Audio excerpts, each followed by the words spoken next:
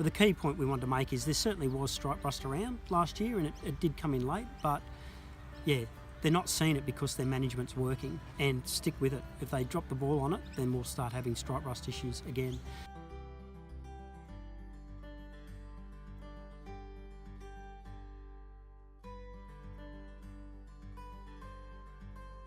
Yeah, so certainly stripe rust for us in the northern region, I'm talking Dubbo above, last year up into the Queensland.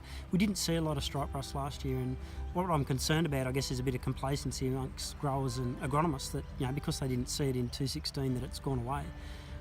What we know is, that certainly the conditions were very conducive to stripe rust infection last year, so the temperatures during winter were very similar to 2010, which was a big stripe rust year for us. So, the environmental conditions there was certainly wet enough to give the infection.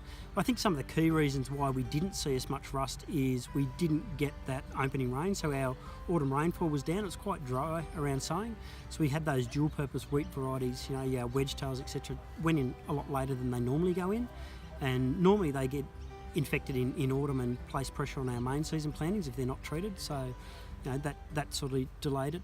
There's also a lot higher use of flutriafol, which is a fungicide you use on your starter fertiliser. So you should get to around that Dubbo area, they tend to use that a lot.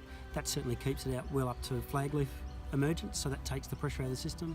It's very routine now for growers to put a fungicide in with their broadleaf spray as well, so we know that just takes the pressure out. So rusts are a social disease, so what you do affects those around you.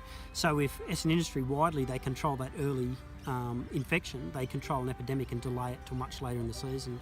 But the key point we wanted to make is there certainly was stripe rust around last year, and it did come in late, but yeah, they're not seeing it because their management's working, and stick with it. If they drop the ball on it, then we'll start having stripe rust issues again. But the other big one, I guess we've got a bit of a warning out on, is a new pathotype of leaf rust, which came into South Australia in 2014, a variety called Revenue.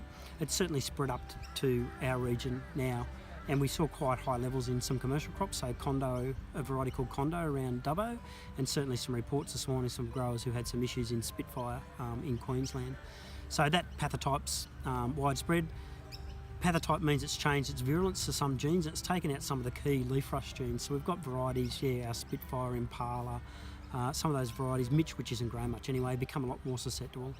Leaf rust is a bit different to stripe rust. It comes in a bit later, it likes warmer temperatures, so generally the stripe rust is waning by the time our leaf rust takes off, and it starts low in the canopy, so you've got to really scout low in the canopy early on to pick it up at those low levels. So a lot of growers got caught with it sneaking up on them last year. Their monitoring wasn't there, and it's just a warning that it's around. And some of those varieties we've got, Spitfire is quite a popular variety because of its protein achievement up here.